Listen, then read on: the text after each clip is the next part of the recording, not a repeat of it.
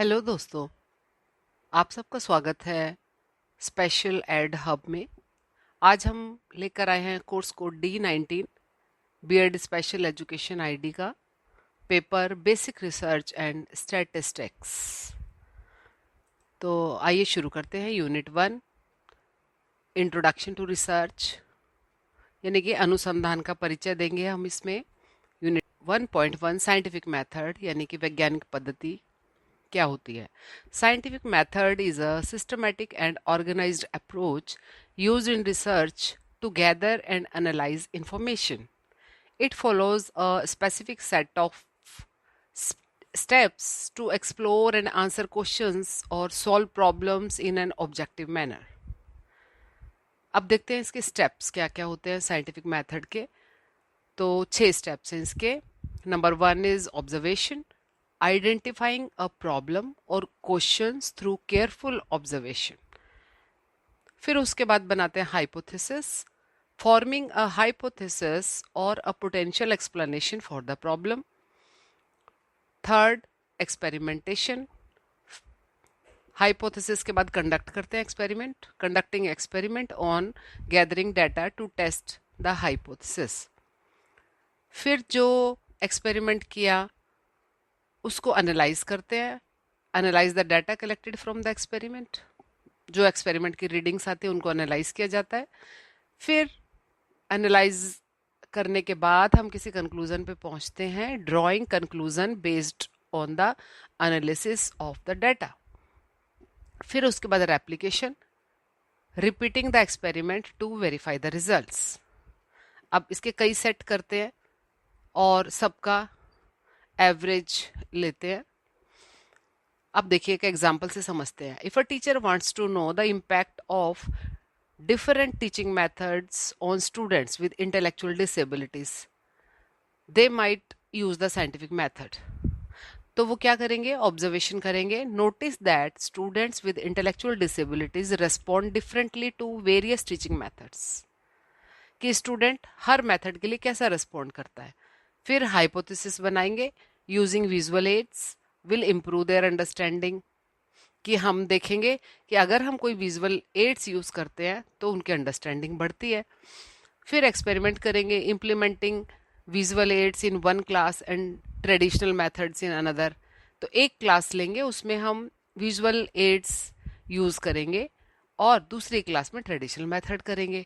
फिर एनालाइज करेंगे, compare the students performance in both the groups. फिर कंक्लूड करेंगे, if the visual aids group performs better it means कि hypothesis is सब। अब दोस्तों हिंदी में जानते हैं इसी बात को कि वैज्ञानिक पद्धति एक व्यवस्थित और संगठित तरीका है जिसका उपयोग अनुसंधान में जानकारी एकत्र करने और विश्लेषण के लिए किया जाता है। यह सवालों का उत्तर देने या समस्याओं को हल करने के लिए विशेष चरणों का पालन करती है। वैज्ञानिक पद्धति के चरण इस प्रकार है। नंबर 1, पर्यवेक्षण, समस्या या प्रश्न को ध्यान से निरीक्षण करके पहचानना। परिकल्पना, समस्या का संभावित समाधान या व्याख्या प्रस्तुत करना। फिर है प्रयोग यानी एक्सपेरिमेंटेशन, परिकल्पना का परीक्षण करने के लिए प्रयोग या डाटा एकत्र करना। फिर विश्लेषण करना, एकत्र किए डाटा का विश्लेषण करना। फिर निष्कर्ष पे पहुंचना, डाटा के विश्लेषण के आधार पर निष्कर्ष निकालना। फिर पुनरावृत्ति, परिणामों की सत्यता की जांच के लिए प्रयोगों को दोहराना। उदाहरण के लिए, यदि एक शिक्षक यह जानना चाहता है कि बौद्धिक दिव्यांगताओं वाले छात्रों पर विभिन्न शिक्षण विधियों का क्या प्रभाव पड़ता है, तो वे वैज्ञानिक पद्धति का उपयोग कर सकते हैं। आइए देखते हैं कैसे। पर्यवेक्षण, यह देखना कि बौद्धिक दिव्यांगताओं वाले छात्र विभिन्न शिक्षण विधियों पर अलग प्रतिक्रिया देते हैं। परिकल्पना, दृश्य सहायता का उपयोग करने से उनकी समझ में सुधार होगा। फिर प्रयोग में एक कक्षा में दृश्य सहायता का उपयोग करना और दूसरी कक्षा में पारंपरिक विधियां अपनाना। फिर विश्लेषण करना, दोनों समूहों में छात्रों के प्रदर्शन की तुलना करना। फिर निष्कर्ष, यदि दृश्य सहायता वाले समूह का प्रदर्शन बेहतर है तो परिकल्पना समर्थित है। आइए नेक्स्ट टॉपिक 1.2 रिसर्च। रिसर्च की कॉन्सेप्ट और डेफिनेशन क्या है। Research is a systematic inquiry that involves gathering, analyzing, and interpreting information in a structured way to solve a problem or answer a question. It helps expand knowledge in various fields, including education, and can lead to improvement in teaching, learning, and policy making. Definition: research is a process of systematic investigation and study to discover or establish facts, principles, theories, and to contribute new knowledge in a particular area of interest, according to John W. Best. Example है इसका: in special education, research might involve finding effective strategies for teaching children with autism spectrum disorder. A आइए इसको हिंदी में करते हैं। अनुसंधान, अवधारणा और परिभाषा। अनुसंधान एक व्यवस्थित जांच प्रक्रिया है जिसमें किसी समस्या को हल करने या प्रश्न का उत्तर देने के लिए जानकारी इकट्ठा करना, विश्लेषण करना और उसका व्याख्यान करना शामिल है। यह विभिन्न क्षेत्रों में ज्ञान का विस्तार करने में मदद करता है, विशेष रूप से शिक्षा में, और शिक्षण, सीखने और नीति निर्माण में सुधार ला सकता है। परिभाषा: अनुसंधान एक व्यवस्थित जांच और अध्ययन की प्रक्रिया है जिसका उद्देश्य तथ्यों, सिद्धांतों या सिद्धांतों की खोज करना या स्थापित करना और एक विशेष क्षेत्र में नए ज्ञान का योगदान करना है। जॉन डब्ल्यू बेस्ट के अनुसार उदाहरण: विशेष शिक्षा में अनुसंधान यह पता लगाने के लिए शामिल हो सकता है कि ऑटिज्म स्पेक्ट्रम डिसऑर्डर वाले बच्चों को पढ़ाने के लिए कौन सी रणनीतियां प्रभावी हैं। 1.3 application of scientific method in research. आइए इसको अप्लाई कैसे करते हैं देखते हैं। The scientific method is widely used in research across various fields, including education and special education. By applying the scientific method, researchers can ensure that their findings are valid, reliable, and objective.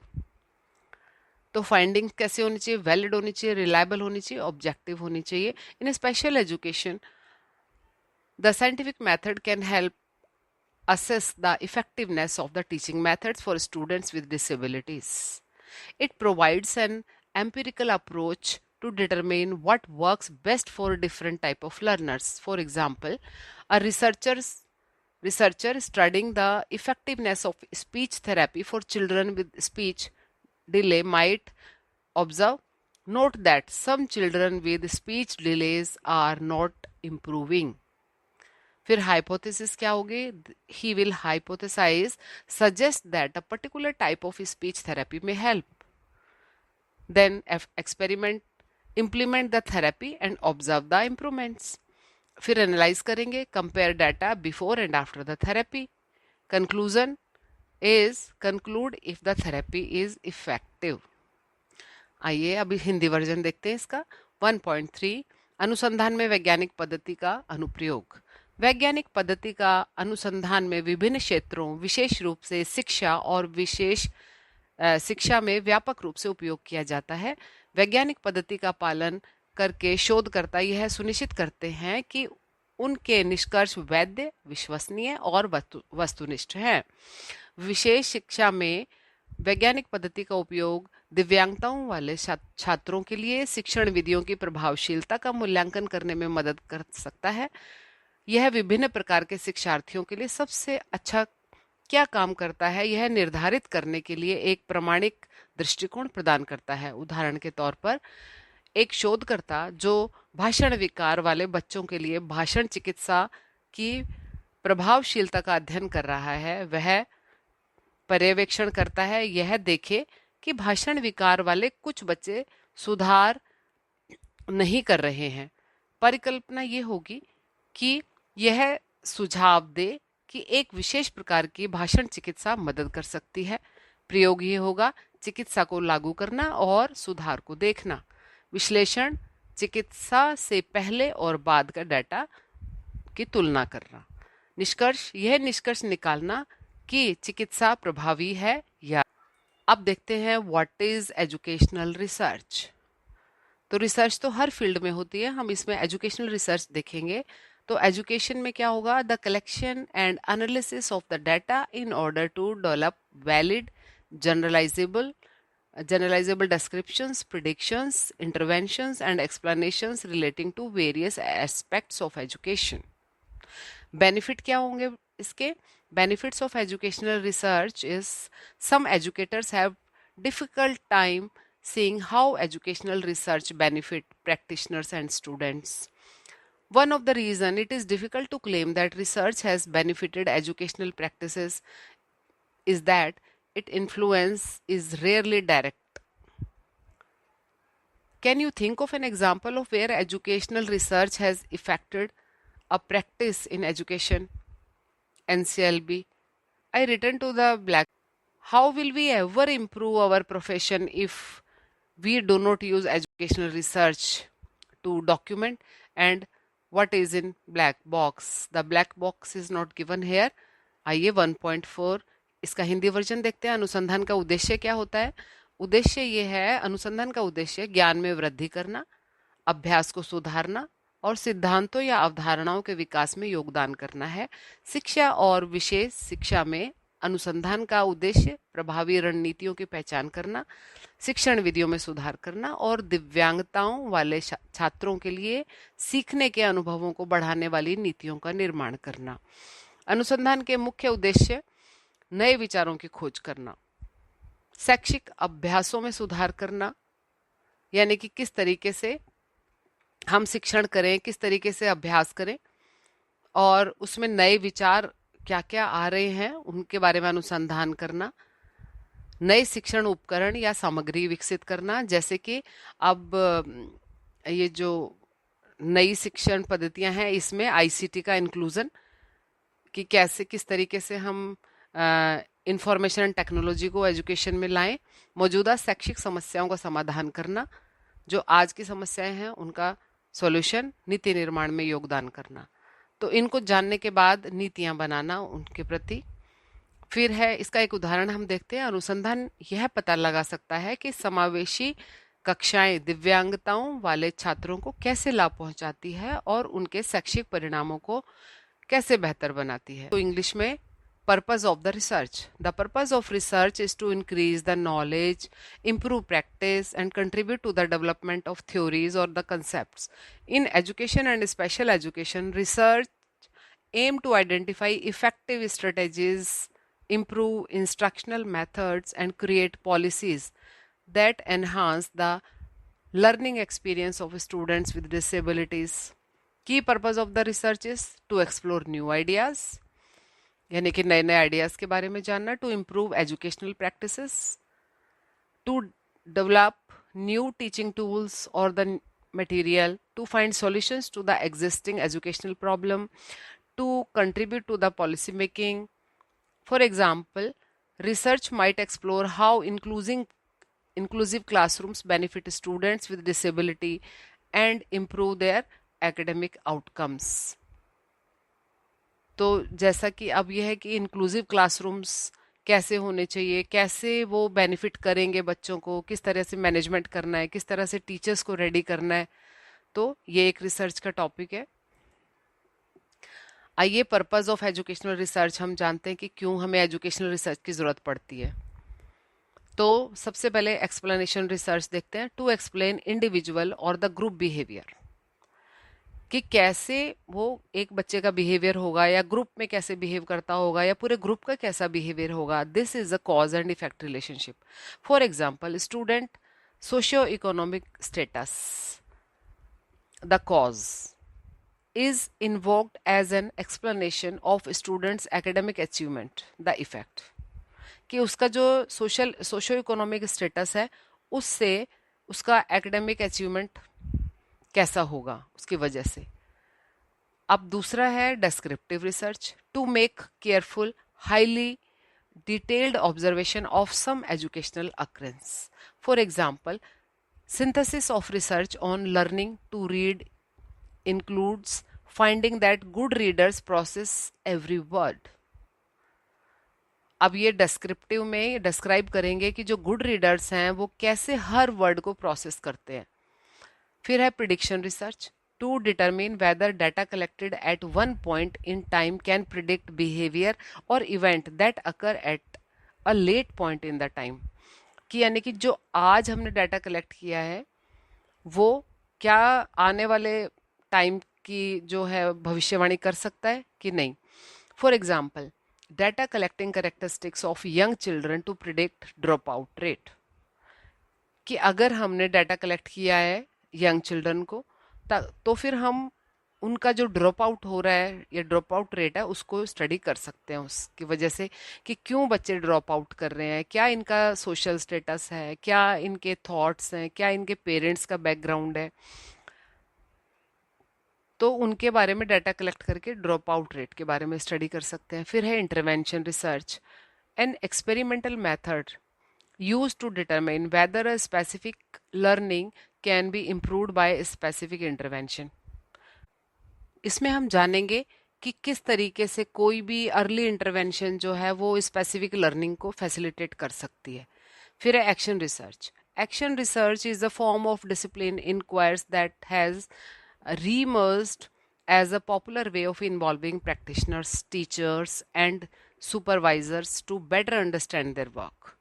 It can be as simple as raising a question about some educational practices and collection information to answer the question. Action research को हम थोड़ा detail में भी करेंगे अब आगे। 1.5 research in education and specific education. Research in education and special education is essential for improving teaching methods, developing new curriculum strategies, and addressing the unique need of students with disability. It helps educators understand the challenges faced by students with different abilities and provide evidence-based strategies for supporting them.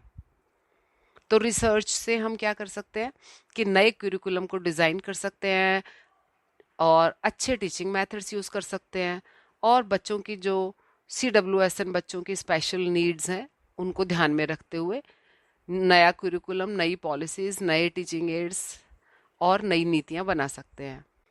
आइए देखते हैं example in special education. Studying the impact of assistive technology on student with visual impairment, investigating the best teaching techniques for children with ADHD, evaluating the effectiveness of early intervention program for children with developmental delays। आइए देखते हैं top 5 special education research areas कौन कौन से हैं।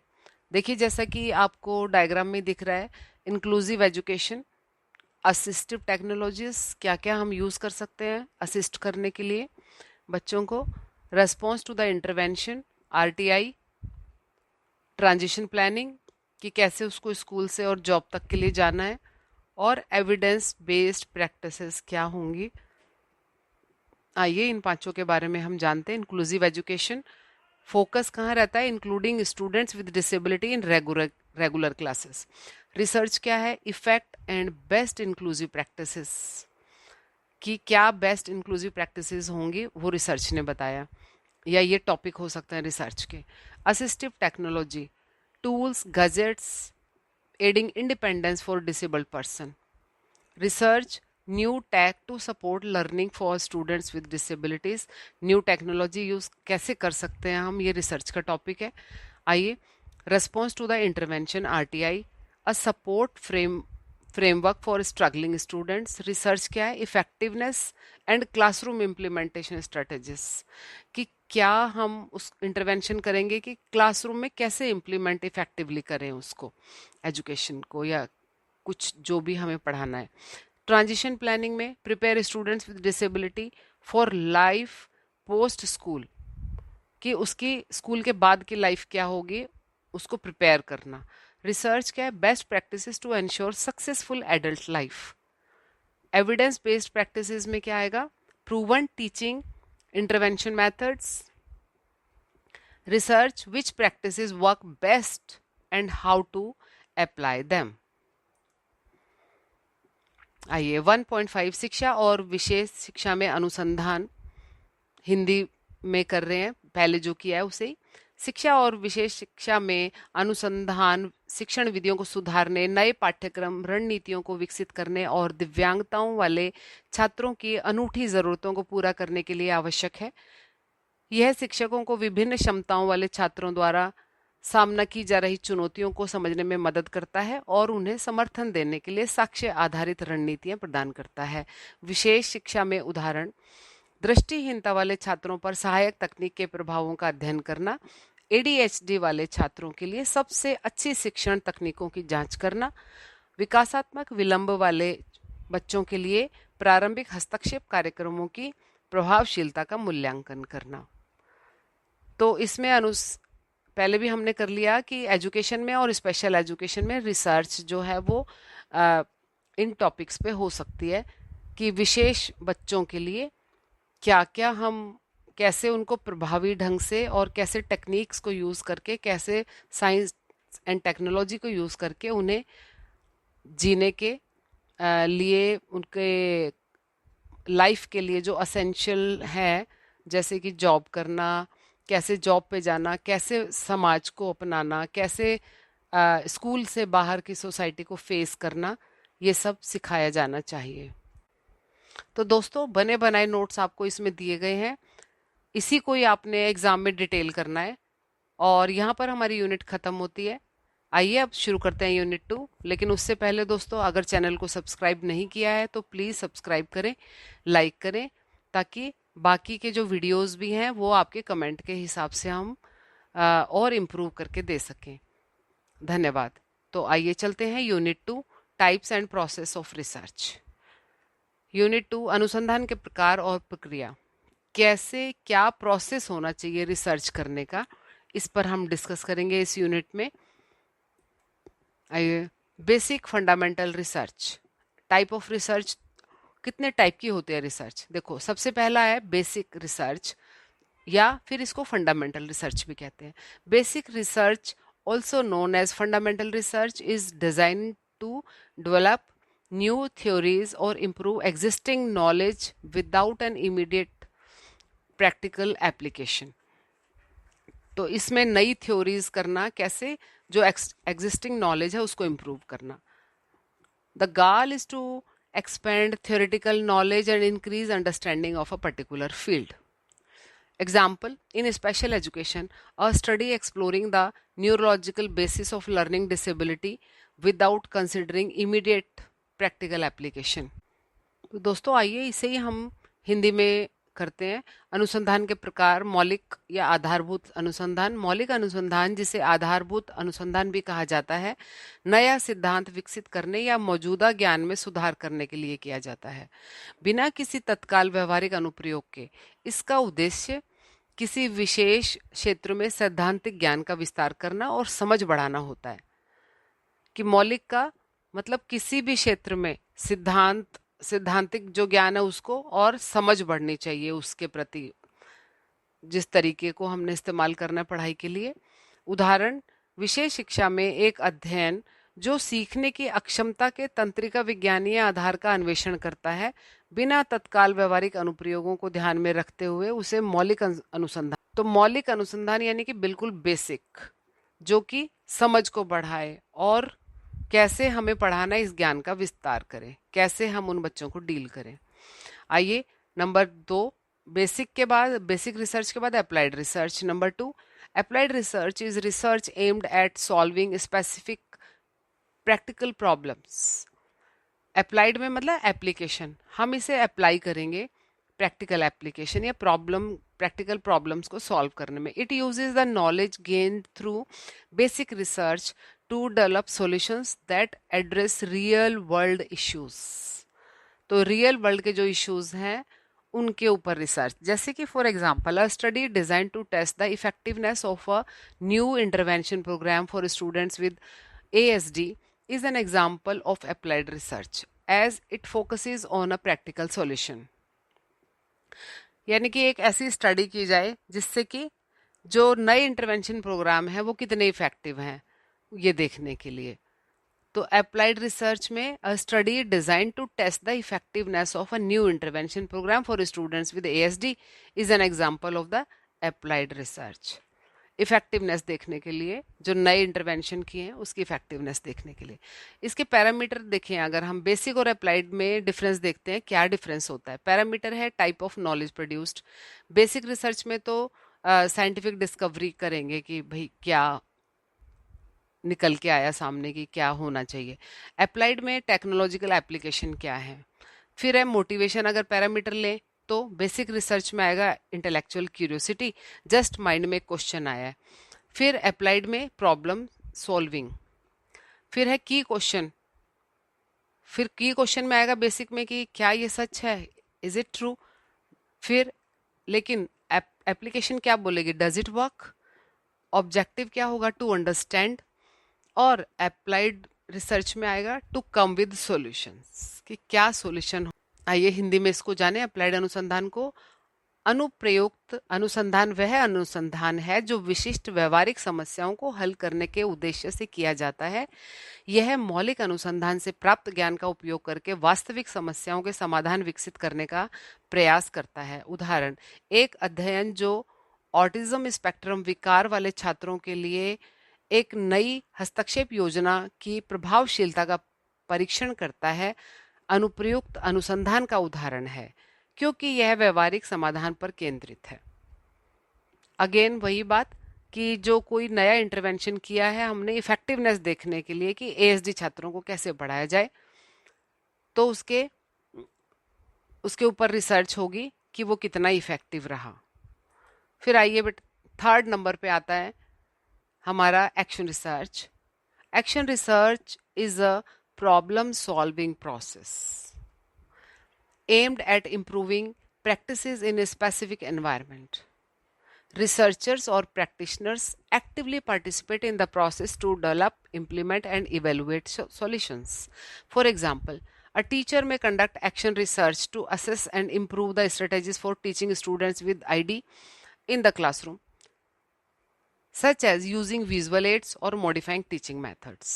Action research में action हो रहा है। एक्शन हो रहा है मतलब कि जैसे एक टीचर है वो आईडी बच्चों को पढ़ा रहा है और वो कुछ कुछ visual aids, teaching ads use कर रहा है और अपने टीचिंग मेथड्स को मॉडिफाई कर, ये एक्शन में आएगा। अब देखते हैं आगे क्या करता है वो, हिंदी में और जान लीजिए इसको। 3, क्रियात्मक अनुसंधान। क्रियात्मक अनुसंधान एक समस्या समाधान प्रक्रिया है जिसका उद्देश्य विशिष्ट वातावरण में प्रथाओं में प्रथाओं में सुधार करना है। शोधकर्ता या विशेषज्ञ सक्रिय रूप से इस प्रक्रिया में भाग लेते हैं ताकि समाधान विकसित किए जा सके, लागू किए जा सके और उनका मूल्यांकन किया जा सके। उदाहरण, एक शिक्षक क्रियात्मक अनुसंधान कर सकता है ताकि वह विशेष शिक्षा वाले छात्रों के लिए कक्षा में शिक्षण रणनीतियों का मूल्यांकन और सुधार कर सके, जैसे दृश्य सहायक उपकरण का उपयोग करना या शिक्षण विधियों को संशोधित करना। अगेन क्रियात्मक में एक्शन आएगा कि कैसे वो शिक्षण की रणनीतियों को सुधारे, कैसे असिस्टिव टेक्नोलॉजी का यूज करे या कैसे अपने मेथड्स, टीचिंग मेथड्स को इम्प्रूव करे। आइए 2.2 प्रोसेस ऑफ रिसर्च। अब देखिए रिसर्च का प्रोसेस क्या होगा। हमने जाना 3 टाइप की रिसर्च होती है। Number 1 basic research, number 2 applied research, number 3 action. अब हम जानेंगे कि कैसे इसका प्रोसेस। सबसे पहला तो ये सिलेक्शन ऑफ द प्रॉब्लम, पहले तो हमारे सामने प्रॉब्लम आनी चाहिए। The first step in the research process is selecting a problem. The problem should be based on existing gaps in knowledge और प्रैक्टिकल नीड्स। तो प्रॉब्लम किस पे, जो अभी जो टीचर ज्ञान दे रहा है जो बच्चा ले नहीं पा रहा है, मतलब कम्युनिकेशन नहीं हो रहा है दोनों के बीच में, तो उस गैप को देखना। The clarity and the significance of the problem are critical for the success in the research. तो प्रॉब्लम की सिलेक्शन पहले करेंगे कि कहाँ प्रॉब्लम आई है। एग्जाम्पल जैसे कि in special education a research problem might involve exploring the factor affecting the academic achievement of the children with learning disability, कि क्यों नहीं वो बच्चा सीख पा रहा है, क्या कौन से फैक्टर्स हैं जो उसे अफेक्ट कर रहे हैं। तो पहले तो प्रॉब्लम सेलेक्ट होगी कि कौन से फैक्टर हैं जो किसी भी बच्चे को के लर्निंग को अफेक्ट कर रहे हैं। फिर उसके बाद है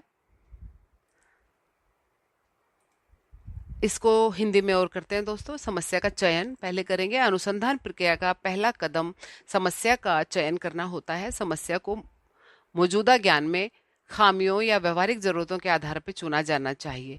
समस्या की स्पष्टता और महत्व अनुसंधान की सफलता के लिए महत्वपूर्ण होते हैं। उदाहरण, विशेष शिक्षा में एक अनुसंधान समस्या में उन कारकों का अन्वेषण करना शामिल हो सकता है जो सीखने की अक्षमता वाले बच्चों की शैक्षिक सफलता को प्रभावित। देखिए, सिलेक्शन के बाद प्रॉब्लम सेलेक्ट हो गई, उसके बाद आते हैं हम फॉर्मुलेशन ऑफ द हाइपोथेसिस। कैसे उसको फॉर्मुलेट करें? Hypothesis is a proposed explanation for a phenomena that can be tested through the research. It guides the researcher by providing a clear direction of the data collection and analysis. Hypothesis वो होती है कि हम पहले से ही उसमें ऐसा hypothesis लिख के रखते हैं कि ऐसा होगा और हम ये टेस्ट करके देखेंगे रिसर्च के थ्रू। तो ये उसको चलने का रास्ता बताएगी कि कैसे हमें चलना है, फॉर्मुलेशन करना है। जैसे कि a hypothesis in special education might be incorporating hands-on learning activity, increase the retention of the knowledge among students with intellectual disabilities. अब देखिए, हम करते हैं कि जो बच्चे हैं, हैंड्स ऑन लर्निंग एक्टिविटीज जो है वो कितना उनके नॉलेज को रिटेन कर पाती है, इस पर हमने फॉर्मुलेट किया। फिर है इसका हिंदी वर्जन। उसमें देखिए, परिकल्पना एक प्रस्तावित व्याख्या होती है जो किसी घटना के लिए होती है। जैसे अनुसंधान के माध्यम से परीक्षण किया जा सकता है। यह डाटा संग्रह और विश्लेषण के लिए एक स्पष्ट दिशा प्रदान करके शोधकर्ता का मार्गदर्शन करती है। उदाहरण, विशेष शिक्षा में एक परिकल्पना हो सकती है हाथों हाथ सीखने की गतिविधियां। हैंड्स ऑन सीखने की गतिविधियों को शामिल करने से बौद्धिक दिव्यांगताओं वाले छात्रों में ज्ञान स्थायिता बढ़ती है, यानी कि ज्ञान में रिटेंशन, नॉलेज रिटेंशन। अब तीसरा है, हाइपोथेसिस बन गई, ठीक है। उसके बाद है कलेक्शन ऑफ द डाटा। फिर हम डाटा कलेक्शन करेंगे। Data collection is the process of gathering information that is relevant to the research problem. जो कि हमारी रिसर्च प्रॉब्लम थी उससे रेलेवेंट डाटा इकट्ठा करेंगे। This can involve survey, interview, observation and using various instruments और tools like questionnaire, test, etc. For example, for research on the impact of assistive technology in special education, data might be collected through teacher survey or the classroom observation. कि कैसे special education में assistive technology का impact देखना है, तो फिर हम teacher से भी पूछ सकते हैं और क्लासरूम में जाके ऑब्जर्व भी कर सकते हैं। कलेक्शन डाटा हिंदी में, डाटा संग्रहण वह क्रिया है जिसमें अनुसंधान समस्या से संबंधित जानकारी एकत्र की जाती है। इसमें सर्वेक्षण, साक्षात्कार, पर्यवेक्षण और प्रश्नावली परीक्षण जैसे विभिन्न उपकरणों या साधनों का उपयोग किया जा सकता है। उदाहरण, विशेष शिक्षा में सहायक प्रौद्योगिकी के प्रभाव पर अनुसंधान के लिए डाटा शिक्षण सर्वेक्षणों या कक्षा में पर्यवेक्षण के माध्यम से एकत्र किया जा सकता है। फिर हमारा अब डाटा कलेक्शन हो गया। डाटा कलेक्शन के बाद हम एनालाइज करेंगे डाटा को। Analysis of the data and the conclusion. After collecting data, researchers analyse it to interpret the results and draw conclusions. Data analysis can involve statistical methods or qualitative techniques depending on the type of the data. For example, if research shows that students with learning disabilities show greater improvement with individualized instructions, the conclusion might suggest incorporating more individualized teaching methods in special education. अब इसमें हम analyse हमने किया और conclusion क्या निकाला कि अगर हम हर बच्चे को इंडिविजुअल तरीके से पढ़ाएं तो हमारा जो है बेस्ट टीचिंग हो सकती है।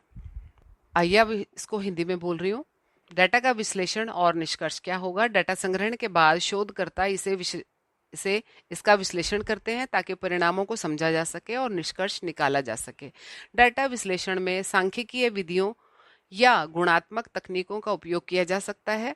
यह इस पर निर्भर करता है कि डाटा किस प्रकार का है। उदाहरण, यदि अनुसंधान यह दिखाता है कि विशेष आवश्यकता वाले छात्रों को व्यक्तिगत शिक्षण विधियों के साथ बेहतर सुधार होता है, तो निष्कर्ष में यह सुझाव दिया जा सकता है कि विशेष शिक्षा में अधिक व्यक्तिगत शिक्षण विधियां शामिल की जाएं। 2.3 फिर टूल्स ऑफ रिसर्च। अब टूल्स कौन से यूज करेंगे हम रिसर्च के लिए? देखिए, टेस्ट बनाएंगे, क्वेश्चनायर होगा, चेकलिस्ट हो सकती है, रेटिंग स्केल हो सकते हैं। तो ये चारों हम इसमें टूल्स की तरह यूज करेंगे अनुसंधान के उपकरण में: परीक्षण, प्रश्नावली, चेकलिस्ट और रेटिंग स्केल। आइए, research tools are instruments used for gathering, measuring and analysing data. तो दोस्तों क्या हुआ? डाटा गैदर करना, मेजर करना, एनालाइज करना। टेस्ट होते हैं standardised instruments use to measure specific variable such as cognitive skills, emotional development etcetera. फिर है questionnaire, a set of written questions use to collect information from the participants. फिर third है checklist. Checklist क्या होती है? Tool use to organise task और information and verify that steps और items are completed. फिर है फोर्थ, रेटिंग स्केल क्या होता है? A tool use to assign a score और value to a response based on the pre defined criteria. तो ये रेटिंग स्केल हो गया। एग्जाम्पल है जैसे in a study evaluating the effectiveness of a teaching method. तो टीचिंग मेथड इफेक्टिव है या नहीं है ये देखने के लिए a rating scale may be used to assess how well students are responding to the new method. तो इसमें रेटिंग स्केल यूज कर सकते हैं। अब आइए इसका हिंदी वर्जन देखते हैं। अनुसंधान के उपकरण वे उपकरण होते हैं जिनका उपयोग डेटा संग्रहण, माप और विश्लेषण के लिए किया जाता है। कुछ सामान्य उपकरण ये हैं: परीक्षण, मानकीकृत उपकरण जो विशिष्ट चर जैसे संज्ञानात्मक कौशल, भावनात्मक विकास आदि को मापने के लिए उपयोग किए जाते हैं। फिर है प्रश्नावली, एक लिखित प्रश्नों का सेट जिसका उपयोग प्रतिभागियों से जानकारी एकत्र करने के लिए किया जाता है।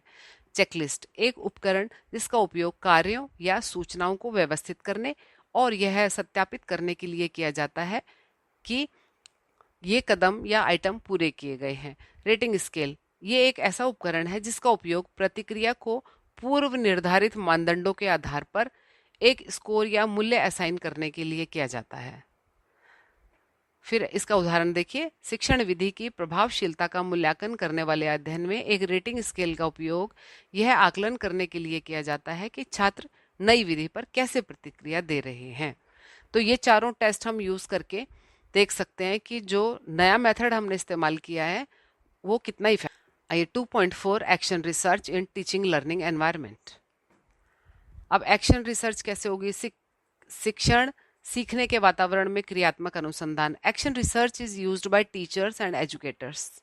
अब देखिए, एक्शन में तो टीचर्स रहते हैं और एजुकेटर्स रहते हैं, तो वो action research is used by teachers and educators to improve practices in teaching and learning.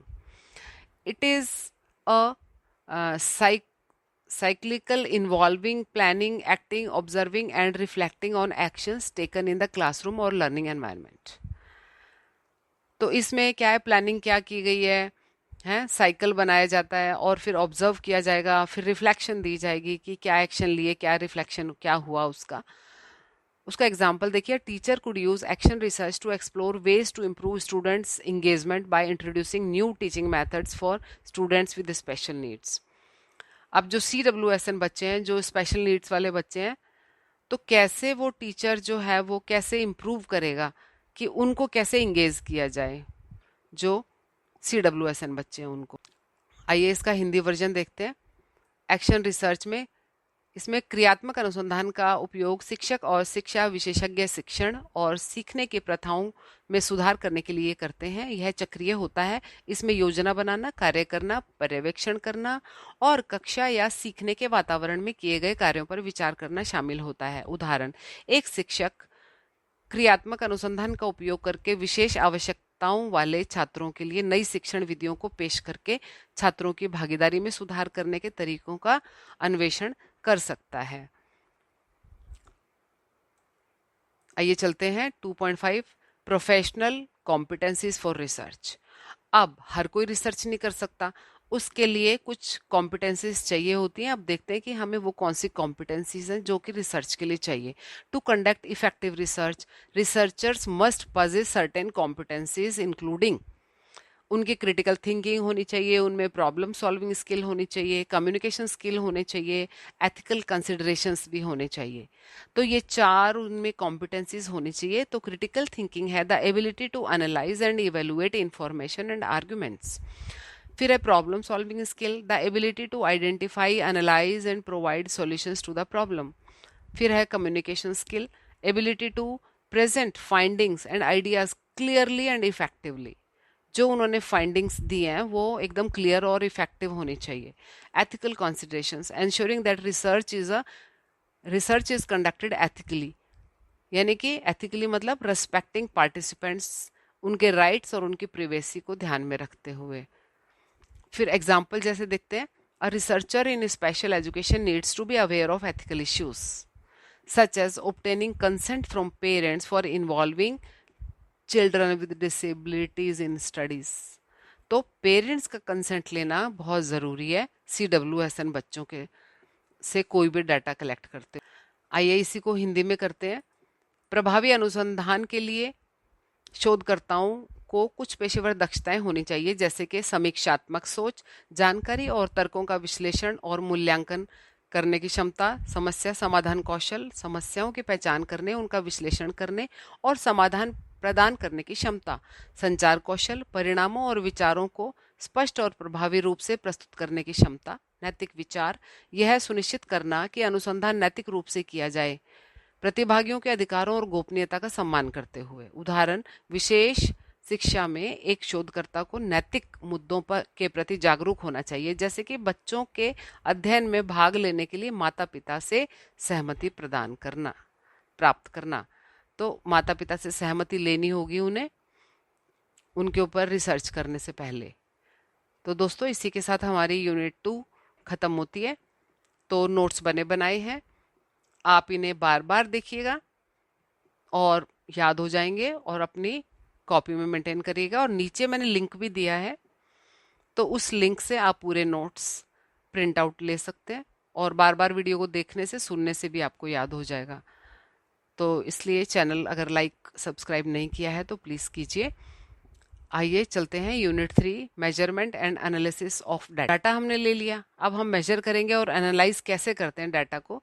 इसमें हम डाटा एनालाइज की टेक्निक्स देखेंगे। Scale for measurement, nominal, ordinal, interval and ratio. तो ये 4 स्केल्स हैं, nominal scale, ordinal scale, interval scale और ratio scale. Measurement scales are tools used to quantify or classify variables in the research. There are 4 main types. Nominal scale is this scale is used to categorize or name variables without any quantitative value. It is simply used for labeling or identifying variables. तो nominal scale में just label करते हैं, जो भी variables हैं वो बताएंगे कि ये वाले वेरिएबल्स हैं। जैसे मान लो क्लासरूम है, क्लासरूम में बच्चे हैं तो उनका बस नाम बताना, जैसे कि for example gender, male female, कितने मेल हैं कितने फीमेल हैं, and others, the type of disability. या डिसेबल्ड बच्चों का ले रहे हैं तो विजुअल इम्पेयरमेंट कितनों को है, हियरिंग इम्पेयरमेंट कितने बच्चों को है। फिर आइए ordinal scale. This scale arranges variables in a specific order but doesn't specify the exact difference between them.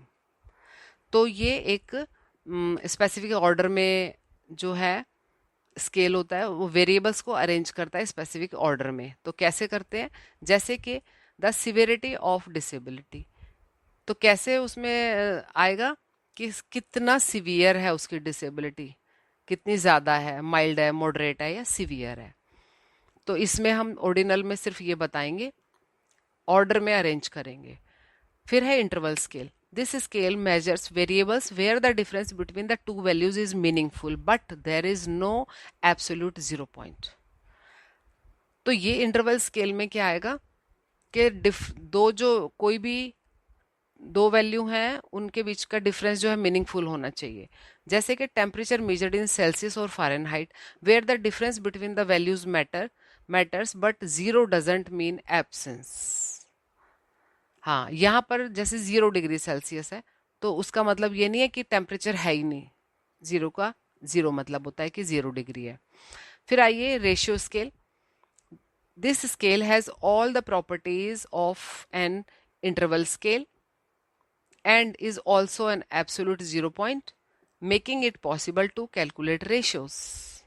इसका इसको हम एग्जाम्पल से समझते हैं। देखिए, height, weight and time are measured on a ratio scale as they have, तो इसको हम रेशियो स्केल पे लेंगे कि हाइट का रेशियो इतना था, वेट का रेशियो इतना था, या जो भी ऐसे एग्जाम्पल अभी आगे आएंगे इसको डिटेल में समझने के लिए। तो चलिए आगे चलते हैं। लेवल ऑफ मेजरमेंट में ये देखिए, इसको हमने ग्राफ की हेल्प से किया है।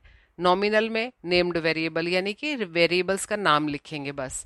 फिर है नेक्स्ट ऑर्डिनल, उसमें नेम्ड, नेम तो हमने पहले ही कर लिया, प्लस ऑर्डर्ड वेरिएबल्स, ऑर्डर में रखेंगे कि माइल्ड है, सिवियर है, कितना है, सब तो ऑर्डर में रखेंगे। फिर थर्ड है इंटरवल, तो यानी कि इसमें नेम्ड भी आएगा, ऑर्डर्ड भी आएगा, और proportionate interval between two variables, तो दो वेरिएबल्स के बीच में कितना इंटरवल है वो आएगा। फिर आइए रेशो, रेशो में नेम्ड भी आएगा, ऑर्डर्ड भी आएगा, proportionate interval between two variables वो भी आएगा, प्लस फोर्थ चीज आएगी कैन एकोमोडेट एब्सोल्यूट जीरो, तो इसमें एब्सोल्यूट जीरो भी एकोमोडेट होगी। अब आइए 3.1 scale for measurement nominal, ordinal, interval and ratio.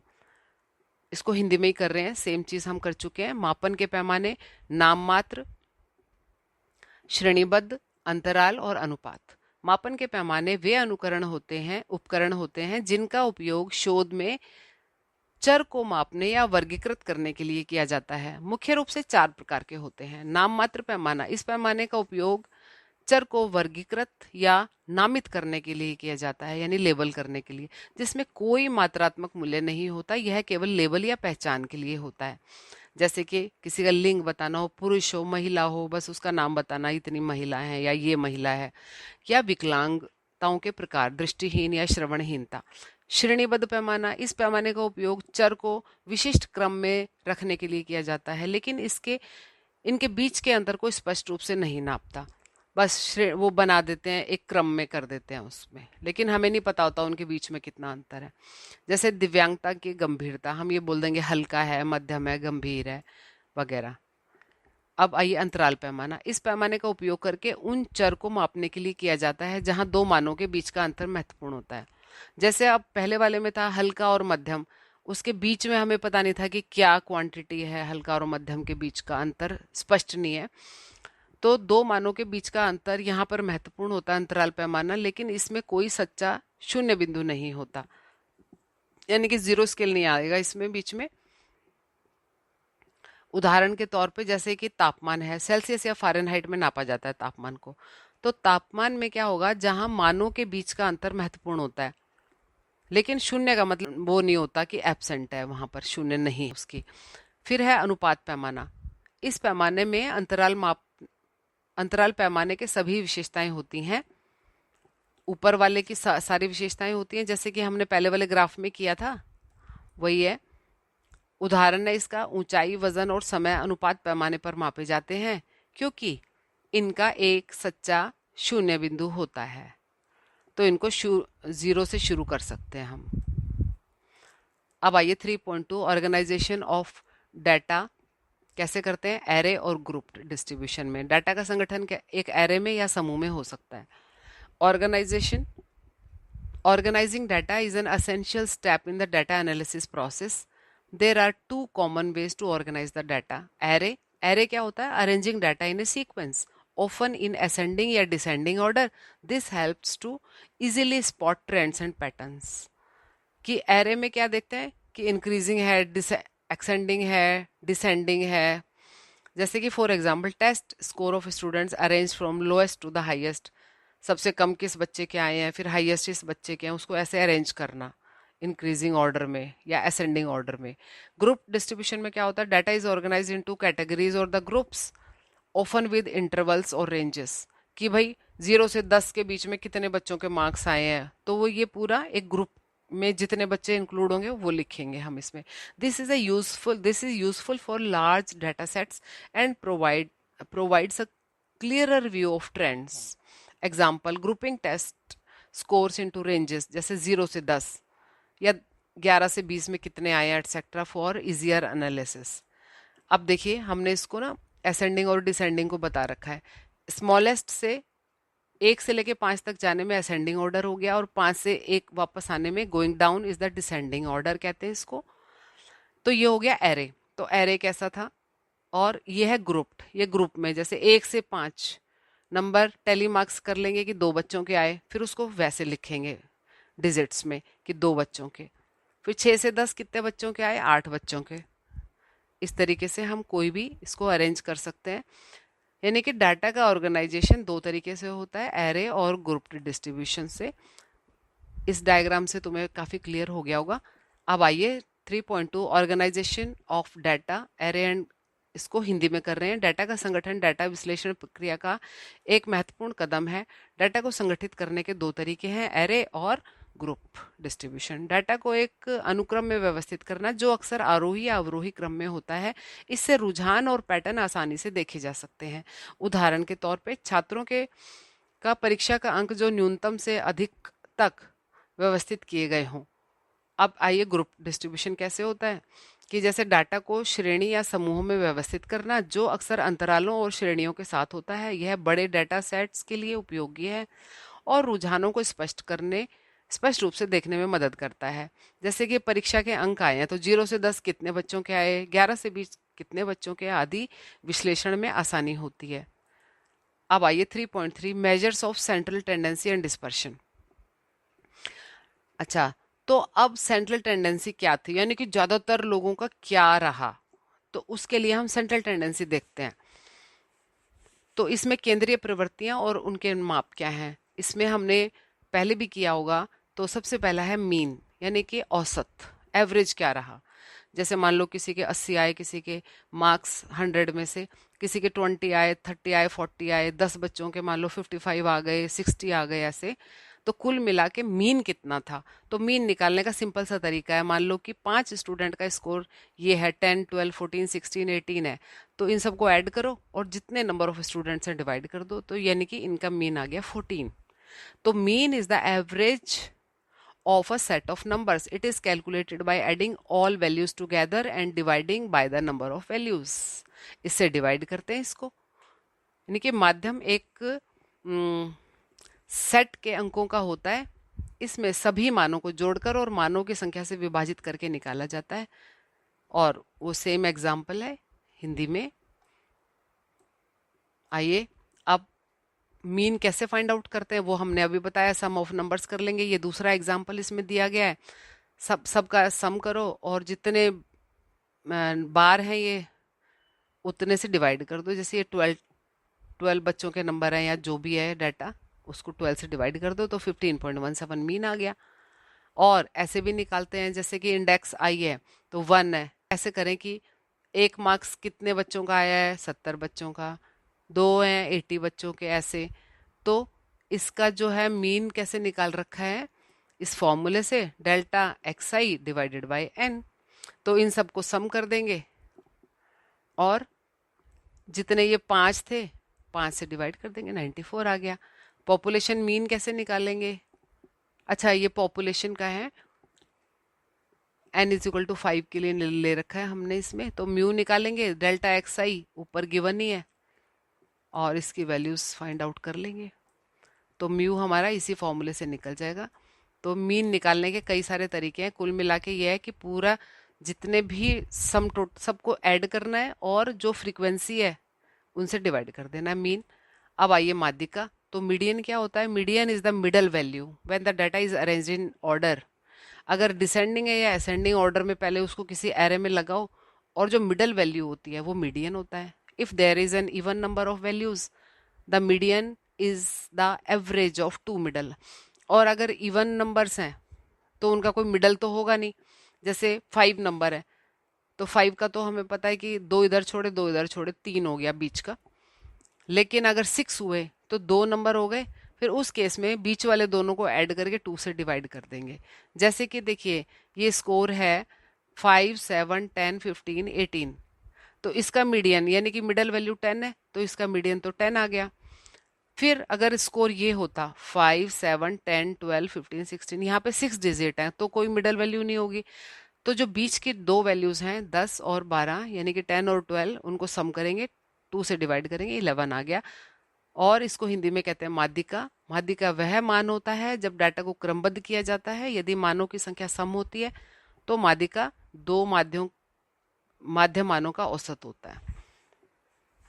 तो सेम न्यूमेरिकल है, 2 बारी करके दिखा रखा है। तो दोस्तों ये तो समझ में आ ही गया होगा। अब आइए तीसरा। अब मीडियन का एक और इसमें दे रखा है, देखिए कैसे निकाल रखा है मीडियन। यहाँ पर ये ऑड है, ऑड में तो बीच वाली वैल्यू हो ही गई मीडियन। और अगर इवन है, इवन में इन दोनों को ऐड करो, ये देखिए ये इवन है तो इन दोनों का कैसे निकाला है, इन दोनों को ऐड किया, डिवाइडेड बाय 2 किया, 21 आ गया। ठीक है, तो 18 और 24 को ऐड किया और डिवाइडेड बाय 2 किया तो 21 is the median of this. अब आइए मोड। मोड क्या होता है? Mean median mode. तीसरा है mode is the value that appears most frequently in the data. For example जैसे ये देखिए 2 4 4 6 8 है, इसमें 4 2 बार ही आया है तो मोड हो गया 4। सिमिलरली हिंदी में कि वह मान जो डाटा सेट में सबसे ज्यादा बार आता है। अब आइए देखिए मोड को, देखिए इसमें बच्चों 639669593। अब इसमें 6 कई बार ही आया है तो हमने सब पे टिक लगा लिया। तो 3 कितनी बार आया? 2 बार। 5 कितनी बार आया? 1 बार। 6 कितनी बार आया? 3 बार। ऐसे ही 9 कितनी बार आया? 2 बार। तो सबसे ज्यादा बार आया 6, तो 6 हो गया मोड। तो जो ज्यादा बार आता है वो मोड हो गया। तो मीन क्या हो गया? यानी एवरेज हो गया। सबको सम टोटल करो, डिवाइडेड बाय फ्रीक्वेंसी करो। फिर है मीडियन। अगर इवन नंबर्स हैं तो बीच के दो का सम कर लेंगे और डिवाइडेड बाय 2 कर देंगे। अगर ऑड नंबर है तो सेंट्रल वाला हो ही गया। तो इस तरीके से हमने मीन मीडियन मोड तीनों जानकारी प्राप्त कर ली। अब आइए देखते हैं कि एक और सबको एक साथ ले लिया मीन मीडियन मोड को, ताकि ये आसानी से समझ आ सके। तो मीन में सबको ऐड किया, डिवाइडेड बाय 6 किया। मीडियन में बीच के दो ले लिए क्योंकि इवन है और दोनों को सम करके डिवाइडेड बाय 2 कर दिया। मोड में जिसकी हाईएस्ट कॉमन जो फ्रीक्वेंसी होती है 7 2 बार ही आया है तो मोड हो गया 7। ऐसी रेंज, रेंज कहाँ से कहाँ तक है? सबसे मिनिमम जो वैल्यू है वो देखेंगे और हाईएस्ट वैल्यू देखेंगे। तो सबसे बड़ी है 7 और सबसे छोटी है 1। तो रेंज हो गई 7 - 1 = 6। तो इसकी रेंज हो गई 6। Difference between the highest and the lowest. Mean median mode को एक साथ हमने इस ग्राफ में दिखाया है। अच्छा, अगर मोड यहाँ पर है, मीन सबसे कम है, फिर मीडियन है, फिर मोड है, मीन मीडियन मोड, इस तरह, तो इसको लेफ्ट स्क्यू कहते हैं कि ग्राफ इस साइड ज्यादा चल रहा है, लेफ्ट की तरफ। फिर आइए नॉर्मल। नॉर्मल में तीनों एक ही जगह आते हैं, मीन मोड मीडियन, इसको नॉर्मल डिस्ट्रीब्यूशन कहते हैं। और अगर मीन उस साइड आए, राइट हैंड साइड में, तो राइट स्क्यू बोलते हैं। तो ये वाले हमने बारी बारी सारे कर लिए। अब देखिए एक और ग्राफ के थ्रू बता रखा है कि मोड क्या होता है, मीडियन कहाँ है इसी का, और मीन क्या है। से भी और अलग अलग टाइप के ग्राफ से न्यूमेरिकली हमने हर तरीके से मीन मीडियन मोड और रेंज को जान लिया। अब देखिए स्टैंडर्ड डेविएशन। आइए, मानक विचलन क्या होता है? स्टैंडर्ड डेविएशन यानी कि जो स्टैंडर्ड चीज है उससे कितना डेविएट हो रहा है, that is standard deviation. Standard deviation measures the spread of data points from the mean. Mean से कितना अलग है वो, ठीक है। A smaller standard deviation means data points are close to the mean, while a large one indicates that data is spread out over a large range. For example, for scores 10, 12, 14, the standard deviation is low. For scores 150, 100, इसका standard deviation होगा high क्योंकि ये digits बड़े हैं। ठीक है, मानक विचलन डाटा बिंदुओं को माध्य से कितनी दूर फैले हुए हैं ये मापता है। कम मानक विचलन का मतलब है कि डाटा बिंदु माध्य के पास हैं, जबकि उच्च मानक विचलन का मतलब होता है कि डाटा बड़े अंतराल पे फैला हुआ है। जैसे उदाहरण 10, 12, 14 के लिए मानक विचलन कम है और 1, 50, 100 के लिए मानक विचलन ज्यादा है। अब आइए करते हैं कि कैसे स्टैंडर्ड डेविएशन फाइंड आउट करते हैं। तो ये फॉर्मूला है standard deviation S is equal to sigma x minus x bar square divided by n-1। तो अब हमारे पास डाटा है 1542। तो पहले तो इसका मीन निकाल लो x बार, तो सबको सम करो, डिवाइडेड बाय 4 करो, 3 आ गया मीन। अब हमें बारी बारी क्या करना है, जो x की वैल्यू यानी 1 में से मीन निकालना है। तो 1 - 3, 5 - 3, 4 - 3, 2 - 3 करके सबका स्क्वायर करके सम करना है, तो 10 आएगा। तो ऊपर वाला 10 आ गया। और n कितना है हमारा, n इज 4, 4 माइनस 1 इज 3, तो इसको 3 से डिवाइड कर देंगे, तो 10/3 आ गया ये √3.33, तो स्टैंडर्ड डेविएशन आ गया 1.83। तो ये फॉर्मूला है स्टैंडर्ड डेविएशन का। ये एक और एग्जांपल इसमें दे रखा है कि xi की वैल्यू अगर ये म्यू की इतनी है तो xi माइनस म्यू कितना होगा, दोनों को माइनस कर दो और इसका स्क्वायर करो, फिर हम ये वाला फॉर्मूला यूज कर सकते हैं वेरिएंस का। The math test score of all the student in small study group are 88, 74। ये डाटा को हम ऐसे लिखेंगे सीधा, find the population variance and standard deviation. तो ये फॉर्मूला याद हो गया। अब आइए आगे, correlation, product movement and the rank order correlation क्या होता है। सहसंबंध, उत्पाद घनत्व और रैंक आदेश सहसंबंध क्या होते हैं। Correlation measures the relationship between two variables.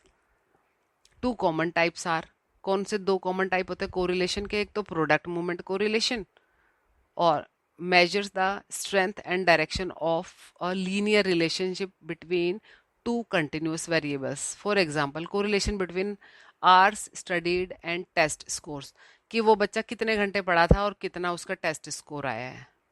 तो ये प्रोडक्ट मूवमेंट कोरिलेशन है। 4 घंटे पढ़ता है तो कितना आता है, 6 घंटे पढ़ लेता है तो कितना आता है, ये correlation. Rank order correlation, measure the relationship between two variables by ranking them. तो ranking student based on the test score and behaviour. तो स्टूडेंट को रैंक करना कि ये फर्स्ट बच्चा है, इसका हाईएस्ट स्कोर है, इसका बिहेवियर अच्छा है, इस तरीके से रैंक ऑर्डर कोरिलेशन निकालना किसी भी क्लास में। अब आइए, इसको हिंदी में सेम है, सहसंबंध दो चर के बीच के संबंध को मापता है कि कैसे। तो दो तरीके का होता है ये। उत्पाद घनत्व सहसंबंध, यह दो सतत चर के बीच रेखीय संबंध की ताकत और दिशा को नापता है, जैसे कि अध्ययन किए गए घंटे और परीक्षा अंकों के बीच सहसंबंध। रैंक आदेश सहसंबंध, यह दो चर के बीच के संबंध को उनके क्रमांक के आधार पर मापता है, जैसे उदाहरण छात्रों को परीक्षा अंकों और व्यवहार के आधार पर रैंकिंग देना। फिर एक और हम इसको न्यूमेरिकल से देखते हैं। Compute the coefficient of rank correlation between sales and advertisement expressed in thousands of dollar from the following data. अब देखिए, ये सेल दे रखी है और ये एड दिया हुआ है, ठीक है। सेल 90, एड 7, 6 करेंगे अगर ऐड तो सेल 85 जा रही है। तो ऐसे ये दो हमारे पास डाटा हैं इसके, सेल और ऐड के। फिर n इज इक्वल टू 8, हमारे पास ये 8 है नंबर ऑफ डाटा या नंबर ऑफ सेल्स। फिर इसमें क्या करेंगे, sigma d square is equal to 4, applying the above formula we get. तो r is equal to 1 minus 6 d square upon n square minus 1, ये वाला फॉर्मूला यूज कर लेंगे, ये जो गिवन है पहले सॉल्यूशन में। फिर ये वाला फॉर्मूला यूज करने के बाद अब देखिए n हमारा d हो गया और d स्क्वायर हो गया 8, सबकी वैल्यू पुट करो, ये आ गया हमारा 0.95। The high positive value of the rank correlation coefficient indicates that there is a very good amount of agreement between sales और advertisements. इसका मतलब 0.95 आने का मतलब ये हुआ कि एड जितने ज़्यादा करेंगे उतना ज़्यादा सेल हो रही है। तो ये इनका कोरिलेशन आ गया। और ये नेक्स्ट वाले ग्राफ से हमने डी स्क्वायर की वैल्यू ले ली, तो ये इस तरीके से निकालेंगे जैसा कि ग्राफ में गिवन है। आप इसकी ना अलग से अब देखिए, एक और हम मोमेंट प्रोडक्ट मोमेंट कोरिलेशन कैसे निकालेंगे। अगर ऐसा न्यूमेरिकल कोई आया using the following data, n is equal to 20 है, delta x 260, delta sigma y 450 और सिग्मा x स्क्वायर 2 इज 4720, और सबकी जो वैल्यू ये गिवन है, प्रोडक्ट मोमेंट का ये फॉर्मूला याद करना पड़ेगा सबको। तो ये है प्रोडक्ट मोमेंट कोरिलेशन का n, sigma x y, sigma x sigma y minus कर दिया, फिर नीचे भी। तो ये सारी वैल्यू जो ऊपर है ये गिवन है ऑलरेडी, सिर्फ फॉर्मूला हमें पता होना चाहिए। तो इसमें वैल्यू रखेंगे तो 0.7 आ जाएगा ये। तो ये हमारा तरीका है प्रोडक्ट मोमेंट कोरिलेशन कोफिशिएंट निकालने का। अब हमारा लास्ट टॉपिक है 3.5, graphic representation of data. Graphic representation of data makes it easier to identify trends, patterns and relationships. Some common types are bar graph. तो कैसे हम ग्राफिक मतलब एक फोटो देख के हम कैसे पता लगा सकते हैं कि ट्रेंड क्या है। तो बार ग्राफ है, कैटेगरिकल डाटा यूज करने के लिए यूज किया जाता है। लाइन लाइन ग्राफ है, पाई चार्ट है, हिस्टोग्राम है। तो इनको हम बारी बारी देखेंगे। Example, a bar graph showing the number of students with different disabilities in a classroom. तो बार ग्राफ हम यूज कर सकते हैं कि किन किन कितने बच्चों को क्या प्रॉब्लम है, कौन सी डिसेबिलिटी है। जैसे आइए देखते हैं एग्जाम्पल ऑफ बार ग्राफ। ये बार ग्राफ का एग्जाम्पल है, 1 है कोई भी डाटा है, इसका ये है 300 तक गया हुआ है। तो कितनी हाइट किसने लिया है, नंबर 2 वाले में कितनी हाइट है, ये सब देख के हम इस बार को अकॉर्डिंग टू द वेरिएबल्स देख सकते हैं। अब आइए लाइन ग्राफ। लाइन में एक लाइन बनी होती है, इसमें बार नहीं होता कि 2 जो है वो कितने पे था, 300 पे, 4 कितने पे हो गया, इतने पे हो गया। तो ये कैसे अप डाउन चल रहा है बार ग्राफ में हम देख लाइन ग्राफ में ये देख सकते हैं। फिर आइए पाई चार्ट। पाई चार्ट में क्या है, सर्कल बना हुआ रहता है। सर्कल में बनाते हैं क्योंकि पूरा एंगल जो है वो 2 पाई होता है, 360 डिग्री इज इक्वल टू 2 पाई। तो इसमें हम ऐसे बनाते हैं पाई चार्ट, इसलिए इसको पाई कहते हैं। तो अब इस ये मान लो पूरा का पूरा सर्कल 100% है, तो कौन सा कलर कितना परसेंट है वो सब इसमें मेंशन कर देते हैं, इसको पाई चार्ट बोलते हैं। अब आइए हिस्टोग्राम। हिस्टोग्राम में क्या है, कोई ना बीच में डिस्टेंस नहीं होती और हिस्टोग्राम सारे अटैच्ड होते हैं, ये हिस्टोग्राम होता है। आइए अब इन सबको ना अलग अलग करते हैं हम। सबसे पहले आइए हिस्टोग्राम करते हैं। तो हिस्टोग्राम में अलग अलग नहीं होते। Histogram is use to display the frequency distribution of continuous और interval data. It consist of contiguous यानी कि touching bars. Each bar height represent the frequency of data. देखिए वाई वाई स्केल पे फ्रीक्वेंसी है और इस पे है स्कोर, यानी कि स्कोर 80 से 90 कितने बच्चों का आया है, 12 बच्चों का। तो ये टेस्ट स्कोर का हिस्टोग्राम है। तो इसका एग्जाम्पल भी नीचे दिया हुआ है। Let us see we have test score 30 students का टेस्ट स्कोर दिया हुआ है, 55, 65 और ये नंबर थे, 30 बच्चों के इतने इतने नंबर आए हैं। ठीक है, फिर हम इसको डाटा इंटरवल में क्रिएट करेंगे। जैसे 50 से 60 कितने बच्चों के आ गए, अकॉर्डिंग टू दिस हिस्टोग्राम यहाँ देख लेंगे कौन सी रेंज में कितना कितना लेना है।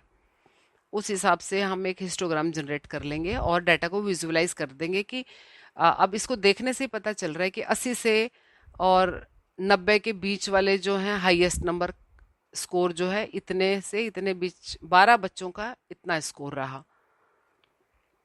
तो हाईएस्ट फ्रीक्वेंसी वाले बच्चे थे 80 से 90 के बीच में, सबसे ज्यादा बच्चों के मार्क्स आए हैं, सबसे कम आए। अब आइए नेक्स्ट, बार चार्ट। इसमें बार बने हुए रहते हैं। Bar chart is similar to the histogram but is use to categorical data. Each bar represent a category. इसमें उसकी तरह नहीं होता हिस्टोग्राम की तरह, इसमें कैटेगरी अलग अलग होती है। जैसे कि एप्पल है, एप्पल की कितनी काउंट है, ये बिल्कुल अलग हो गए। बनाना की कितनी काउंट है, चेरीज कितनी है, डेट्स कितने हैं। तो ये फेवरेट फ्रूट या काउंटिंग है फ्रूट्स की अकॉर्डिंगली। तो ये हमें डाटा गिवन है। एग्जाम्पल में एप्पल 10 है तो देखिए 10 तक इसको बना देंगे। बनाना 5 है तो 5 तक बना देंगे इसको। चेरीज 8 है तो 8 तक। तो ये बार चार्ट इस तरीके से होता है। हाँ जी, तो आई होप सबको समझ में आ गया होगा ये। आगे चलते हैं पाई चार्ट। तो पाई चार्ट का हमने पहले किया। Pie chart represents data in a circular graph where each slice of the pie correspond to a category and the size of the each slice is proportional to the frequency or percentage of the category within the data set. अब देखिए इसमें favourite fruit है, मान लो Apple है। Apple 33 लोगों को Apple पसंद है, या बनाना बनाना इतने लोगों को पसंद है 16.7। तो ये सबका अलग अलग दिया हुआ है कि वो किस रेशो में है। तो हम देखते ही बता सकते हैं कि भाई एप्पल जो है काफ़ी लोगों को पसंद है। जैसे कि एग्जाम्पल में दिया हुआ है कि favorite fruit data apple 10, banana 5. A pie chart would show each fruit as slice of pie with the size of each slice representing the proportion of the people who prefer that. अब next आइए line graph. Line graph में देखो, line graph is use to display information as a series of data points connected by straight line segments. Its commonly use to visualize data that changes over time. तो ये time के साथ साथ data change होता है। जैसे कि कौन से मंथ में कितनी सेल रही, तो ये डाटा ऐसे चेंज होगा कि जुलाई में इतनी सेल रही, कब घट गई कब बढ़ गई वो भी हम देखते ही पता लगा सकते हैं। अब जैसे देखिए हाईएस्ट है दिसंबर में 240 सेल हुई है, तो ये एकदम इंक्रीज होता रहा सितंबर से अक्टूबर तक, लेकिन अगस्त से सितंबर में जब आए तो सेल फॉल हो गई। तो देखते ही हम बता सकते, तो आप इसका एक बारी टेबल बना के देख लीजिए और क्लियर हो जाएगा। नेक्स्ट आइए, फ्रीक्वेंसी पॉलीगॉन किसे कहते हैं। Frequency polygon is a graph that displays the frequencies of different data classes. It is similar to a histogram but uses points connected by straight lines. Histogram की तरह ही होता है बिल्कुल रेगुलर पे, लेकिन इस बार पॉइंट्स कनेक्टेड होते हैं इसमें। Its often use to compare the distributions of different data based. तो इस वाले एग्जाम्पल का ये वाला फ्रीक्वेंसी पॉलीगॉन है, ये आप बना के देख सकते हो।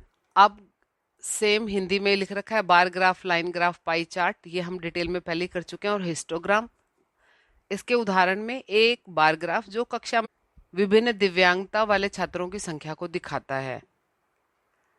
तो दोस्तों इसी के साथ हमारा यूनिट 3 रिसर्च वाले पेपर की में ज़रूर लिखें इसमें क्या एडिशन होना चाहिए था, क्या और एग्जाम्पल्स ऐड होने चाहिए थे, क्या न्यूमेरिकल्स भी ऐड होने चाहिए थे।